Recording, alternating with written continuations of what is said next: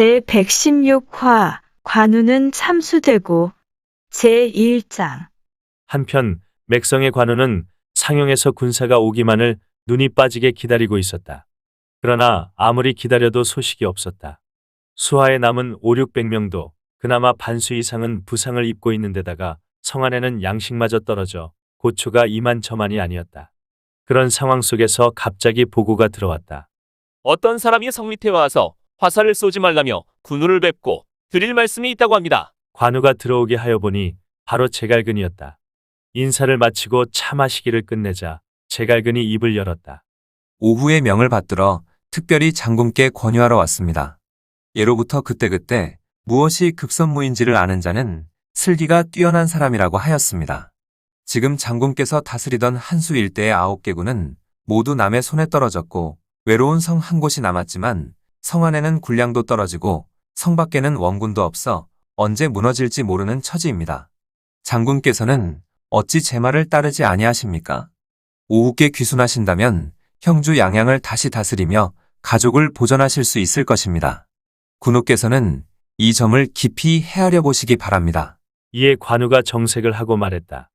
나는 해연의 일개무부였으나 우리 주인으로부터 친형제처럼 대해주시는 은혜를 입었는데 어찌 의리를 배반하고 적국에 투항하겠소?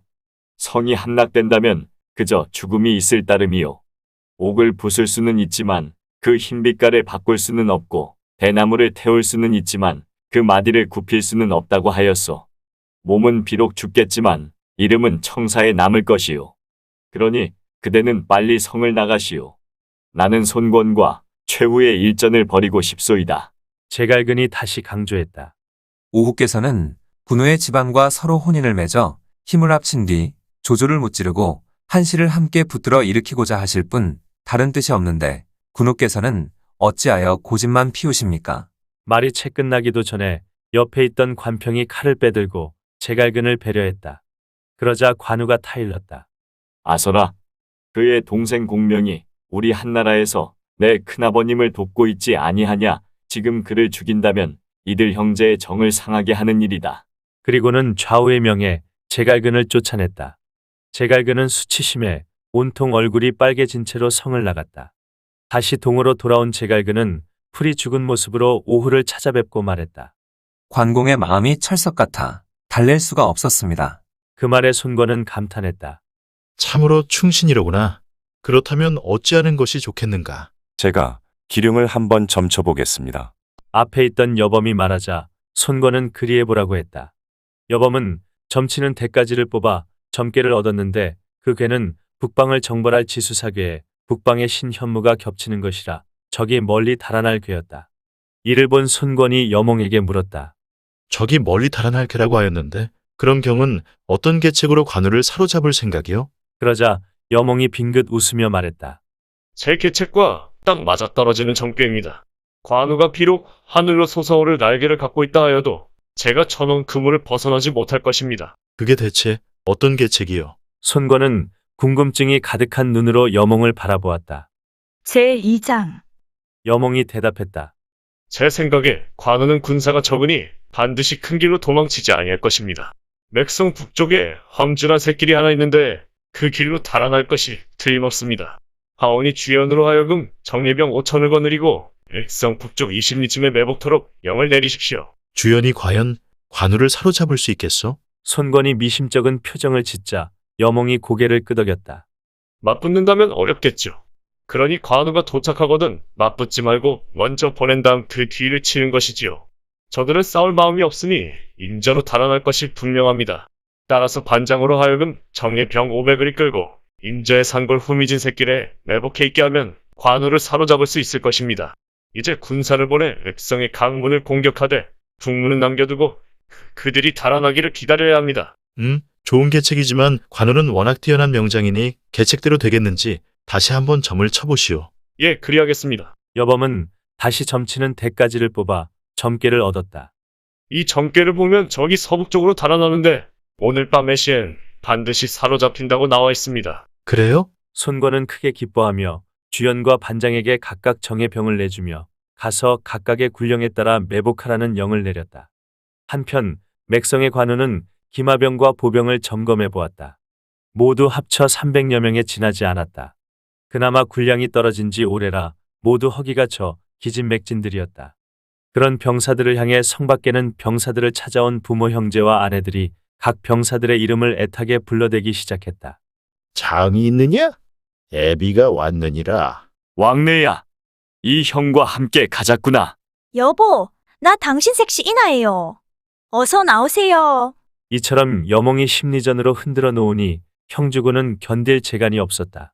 몰래 담을 넘어 도망치는 병사들이 속출했다. 그런데도 원병이 올 기미는 보이지 않는다. 도저히 어쩔 도리가 없게 된 관우가 왕보에게 답답한 심경을 털어놓았다. 내 지난날 공의 말을 듣지 아니한 것을 후회하네. 오늘의 이 위급한 사태를 어찌하면 좋겠나. 그러자 왕보가 엉엉 울며 말했다. 오늘의 일은 비록 자가 다시 살아난다 하여도 어쩔 도리가 없습니다. 그러자 조루가 힘주어 말했다.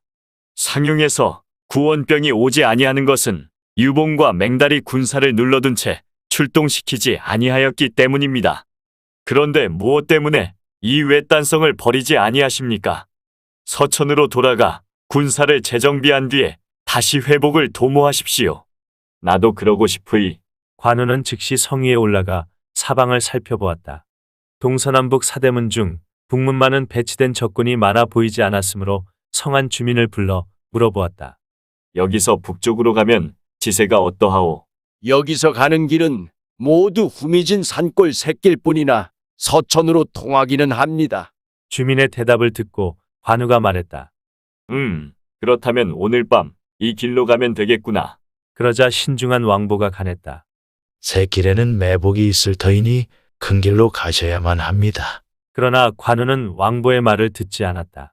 조금 전 그의 말을 듣지 않은 것을 후회한다고 토로했으면서도 말이다. 매복이 있다 한들 내 무엇을 겁내겠느냐? 자신의 무술에 대한 지나친 자신감이 문제였다.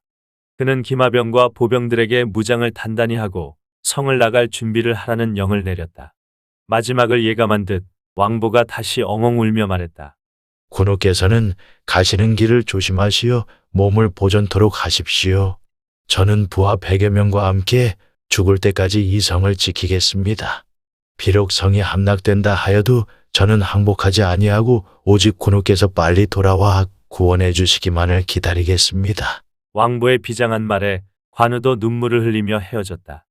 그는 주창을 남겨 왕보와 함께 맥성을 지키도록 하고 자신은 남은 병사 200을 이끌고 북문을 신속히 빠져나갔다. 관우는 청룡도를 비껴잡고 앞장서서 나아갔다. 초경이 지날 무렵 20여리쯤 행군하고 있는데 산속 우묵한 곳에서 요란한 징소리 북소리와 함께 함성이 크게 일더니 한 무리의 군사가 쏟아져 나왔다. 앞장선 대장은 주연이었다.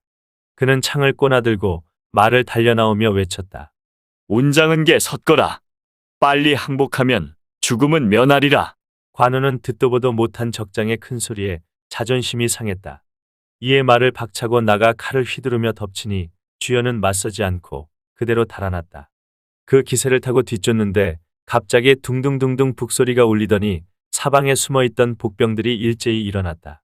수적으로 열세인 관우는 임저로 향하는 좁은 길로 달아났다. 그러자 주연은 군사를 이끌고 뒤쪽에서 덮쳐들었다. 관우를 따르는 병사가 점점 줄어들었다. 그렇게 사오리를 갔을까 앞에서 다시 함성이 울리며 무수한 횃불이 일어나더니 여몽의 명을 받고 숨어서 기다리던 반장이 말을 몰고 달려나왔다. 운자는 내 칼을 받으라. 역시 이름이 알려지지 않은 적장이었다. 자존심이 극도로 상한 관우는 크게 노해 칼을 휘두르며 그를 맞았다. 그러나 달려든 반장은 겨우 삼합을 버티더니 그대로 패에 달아났다. 새카맣게 쏟아져 나오는 적병의 숫자를 보고 관우는 감히 싸울 생각을 못하고 서둘러 산길로 달아나기 시작했다. 그때 뒤따르던 관평이 고했다. 조루가 혼전을 벌이다가 전사하였습니다. 관우는 슬픔과 두려움을 이기지 못했다. 끝까지 자신에게 충성을 다한 의리의 장수였다. 그러나 슬픔에 젖어 있을 수만도 없기에 감정을 억누르고 관평에게 명했다. 내가 앞길을 열 터이니 너는 뒤를 차단하라. 그러나 관우를 따르는 병사는 이제 겨우 10여 명밖에 남아있지 않았다.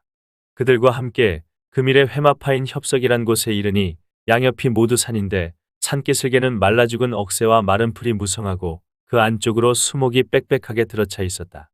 복병이 있을 만한 곳이라는 생각이 들었으나 쫓기는 입장이라 선택의 여지가 없었다. 때는 이미 오경이 지나고 있었다.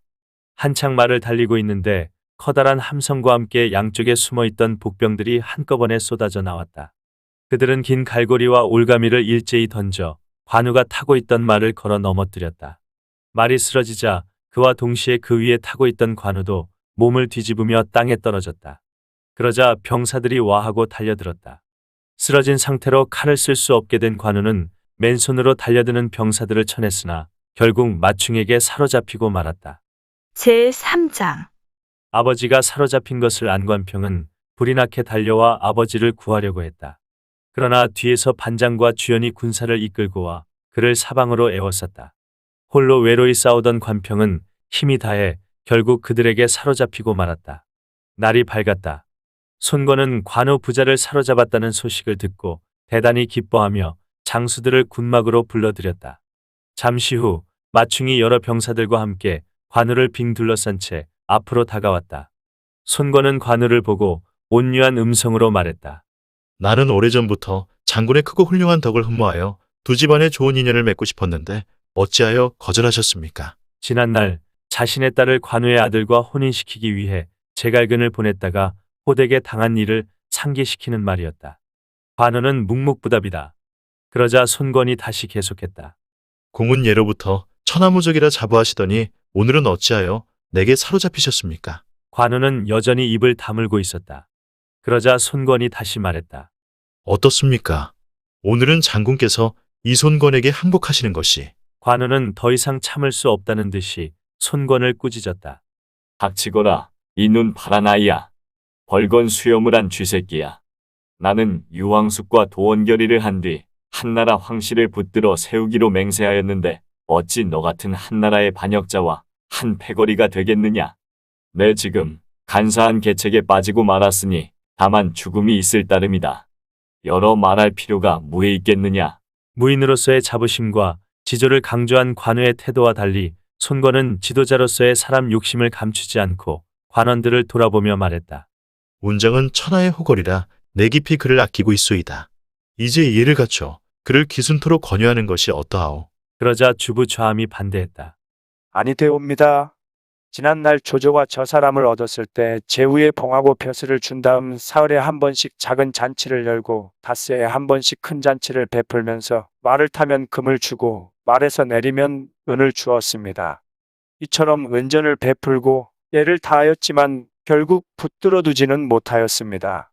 오히려 관문을 지키는 장수들을 죽이고 가버렸다는 이야기를 전해 들었습니다. 그 때문에 오늘날 조조가 도리어 그에게 핍박을 당해 하마터면 도읍을 옮겨 그의 예봉을 피하려고까지 하였습니다. 이제 주공께서 그를 사로잡으시고도 즉시 제거하지 아니하시면 후환을 남기게 될까 두렵습니다. 그러자 다른 신하들도 동조했다. 샴의 말이 옳습니다. 이리를 키워서는 아니 됩니다. 뒤에 반드시 해가 될 것입니다. 손권은 한동안 깊은 생각에 잠겨 있다가 입을 열었다.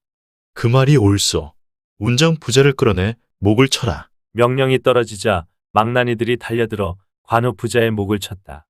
건한 24년 겨울 12월 관우의 나이 58세 때의 일이었다. 후세 사람은 그의 일생을 이렇게 시로 읊었다. 한 말에 그의 재주 당할 자 없어. 운장은 누구보다 우뚝했었지. 신 같은 위엄으로 무력떨치고 선비의 고아함에 글도 겸하니 사심 없는 마음은 거울 같았고 옳은 돌이 구름을 걷어내었네. 찬란할선 만고의 드리운 이름 삼분천하 때만이 아니었구나. 또 이렇게도 읊었다.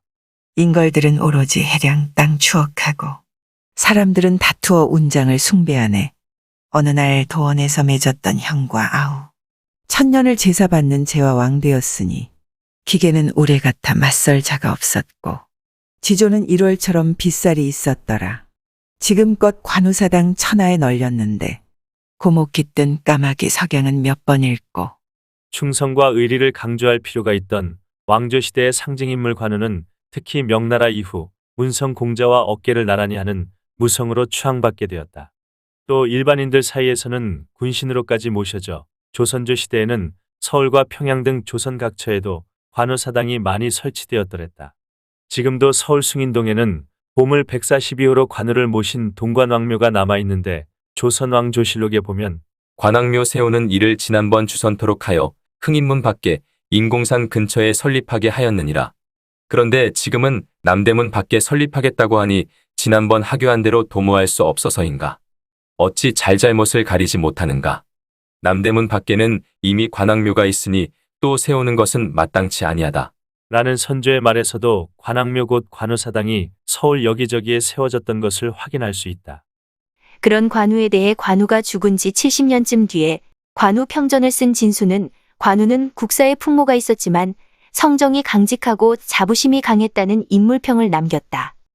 그의 말처럼 결국은 너무 지나친 자부심이 그를 죽음으로 몰고 간 원인의 하나였음은 틀림없는 것 같다. 1949년 나라를 세운 마오쩌둥은 삼국지연의에 나오는 관운장은 대체로 통일전선이 무엇인지 이해하지를 못했고 이 사람은 결코 현명하지도 못해 동맹군을 배타주의로 다루려고 했다고 전략적인 관점에서 관우를 평가절하하기도 했다.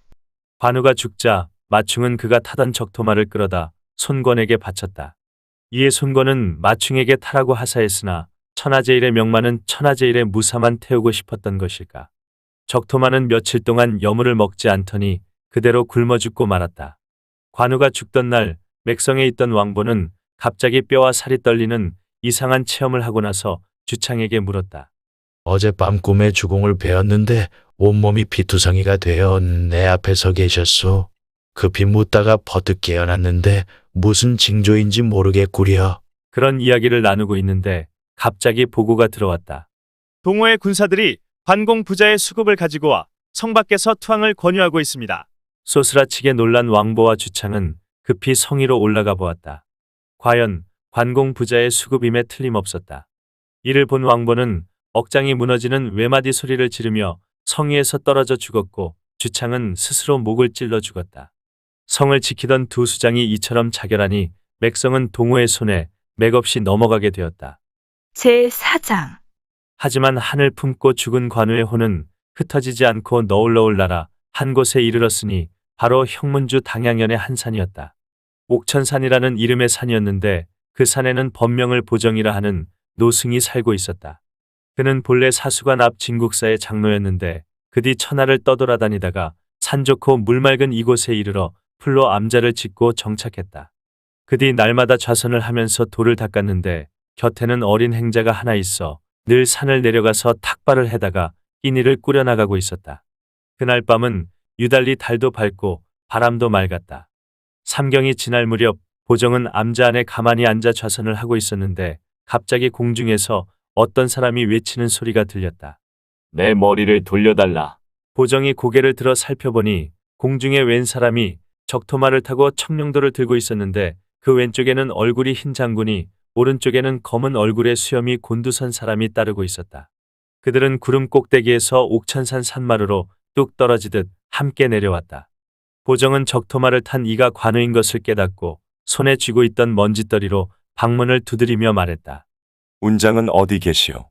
그러자 관공의 혼은 퍼뜩 깨닫고 즉시 말에서 내린 뒤 바람을 타고 암자 앞으로 내려왔다. 그리고 두 손을 맞잡는 공수의 예를 올리며 물었다. 스님은 뉘신지요? 법호를 알려주시오. 노승은 보정입니다. 지난날 사수관 앞 진국사에서 군우를 뵌 적이 있는데 벌써 잊으셨습니까? 보정의 질문에 관우가 대답했다. 그때 구해주신 것은 가슴 깊이 새겨 잊지 않고 있소이다. 하지만 지금 나는 화를 당하여 이미 목숨을 잃었으니 가야 할 길을 가르쳐 주시오. 어제는 그른 것이 오늘은 옳은 것이 되니 아무것도 따지지 마십시오. 인과 응보는 서로 맞물려 착오가 없는 것입니다. 지금 장군께서 여몽에게 해코지를 당하였다고 내 머리를 돌려달라고 외친다면 알량 문추와 5 관문의 6 장수 머리는 또 누구에게 돌려달라고 해야겠습니까? 그러자 관우는 문득 크게 깨달아지는 게 있는 모양인지 머리를 조아리며 귀의하겠다는 뜻을 나타내고 사라졌다. 민간 전설로 전해지던 홀령 이야기를 작품에 옮긴 작가는 그 후일담으로 관우의 혼이 이따금 옥천산에 나타나 백성들을 보호해 주었기 때문에 그 고장 사람들이 관우의 덕에 감격하여 사당을 짓고 철이 바뀔 때마다 제사를 올렸다는 이야기를 사족으로 덧붙여 놓았는데 바로 그 사당 기둥에 후세 사람이 새겨 놓았다는 시 한 수의 내용은 다음과 같다. 붉은 낫 붉은 마음 간직하고서 붉은 말을 타고서 바람을 따라 달릴 때도 붉은 임금 잊은 적 없었다네. 푸른 등불 아래서 청사를 읽고 날 푸른 언얼도에 기대어 선 채 어디서도 푸른 하늘 부끄럼 없었다네. 시에 나오는 붉은 임금, 곧 적재는 본래 한고조 유방을 가리키는 말이지만 여기서는 관우가 모시던 유비를 나타낸 말이다. 한편 관우를 죽이고 형주 양양 땅을 모두 차지한 손권은 3군의 상을 내리고 배불리 먹이며 장수들을 크게 불러 모아 전공을 축하하는 잔치를 베풀었다. 손권은 여몽을 상자에 앉히고 여러 장수들을 돌아보며 말했다. 나는 오랫동안 형주를 차지하지 못하였는데 이제 식은 죽 먹듯 형주를 차지하였으니 이 모든 것이 자명의 공이요. 그게 어디 제 공이겠습니까? 위로는 주군의 성덕이 있고 아래로는 여러 장수들과 사명들의 힘이 합쳐진 결과이지요. 여몽이 겸양의 태도를 보이자 손권이 다시 입을 열었다. 지난날 웅대한 계략이 남달랐던 주랑은 조조를 적벽에서 무찔렀으나 불행히도 일찍 죽는 바람에 노자경이 그를 대신하게 되었소. 자경은 나를 처음 만났을 때 제왕이 되는 큰 계략을 이뤄주었는데 이것이 첫 번째로 기뻤던 일이요. 조조가 동으로 쳐내려오자 모두들 내게 항복을 권하였지만 유독 자경만은 내게 공군을 불러 역으로 공격할 것을 권하였는데 그것이 두 번째로 기뻤던 일이요. 그러나 내게 형주를 유비에게 빌려주라고 권한 것은 그의 잘못이었소. 이제 자명의 계책을 써서 형주를 단숨에 취하였으니 자명의 공이 주랑을 훨씬 능가한 것이요. 그리고는 여몽에게 손수술을 따라주었다. 여몽은 그 술을 받아 마시려다가 갑자기 술잔을 땅바닥에 내동댕이 치면서 한 손으로 손권의 멱살을 붙잡더니 큰 소리로 꾸짖었다. 눈알이 파란 놈아, 벌건 수염을 한 쥐새끼야. 아직도 나를 못 알아보겠느냐? 이에 모든 장수들이 소스라치게 놀랐다. 급히 말리려 했으나 여몽은 손권을 확 밀어 넘어뜨렸다. 그러더니 성큼성큼 앞으로 걸어가 손권의 자리에 가서 앉은 뒤 두 눈썹을 고추 세우고 두 눈을 부릅뜬 채 큰 소리로 꾸짖었다. 나는 황건적을 무찌른 이래 30여 년간 천하를 주름잡아오다가 이제 하루아침에 너희들 간계에 빠져 목숨을 잃었다. 내 살아서 너의 고기를 씹지 못하고 죽었으니 당장 역적 여몽의 혼을 잡아가리라. 나는 바로 한수정우 관운장이다. 크게 놀란 손권은 황급히 크고 작은 장수들과 병사들을 이끌고 함께 무릎을 꿇고 절을 올렸다. 그러자 여몽이 땅바닥에 자빠지더니 귀, 눈, 코, 입 등 7구멍으로 피를 쏟아내고 죽었다. 이 모습을 보고 두려워하지 않는 장수가 없었다고 작가는 민간에 떠도는 관우의 홀령 이야기를 실었다. 그러나 정사에는 남군 태수에 임명된 여몽이 임지로 부임하기 전 병이 들어 내전에서 병사했다고만 기록되어 있을 뿐이다. 여몽이 누린 해는 모두 42해였다. 정사 삼국지는 여몽은 용감하고 지모와 결단력이 있었으며 군사 계책을 알았다. 학보를 속여 관우를 사로잡은 것이 가장 뛰어난 계책이었다. 당초 그는 경솔해 사람을 함부로 죽였지만 끝내는 자신을 억제하고 나라를 짊어질 기량을 갖추게 되었다. 어찌 단순한 무장일 뿐이었겠는가 라는 인물평을 실었다. 손권은 그의 시신을 장사 지낸 다음 잔릉후에 추증하여 그의 아들 여패가 자기를 물려받도록 했다. 읽어주는 고품격 삼국지는 다음 화도 계속됩니다. 이번 이야기를 재미있게 읽으셨다면 좋아요와 구독을 눌러주세요. 그리고 작품을 해설하는 프롤로그도 꼭 읽어주세요.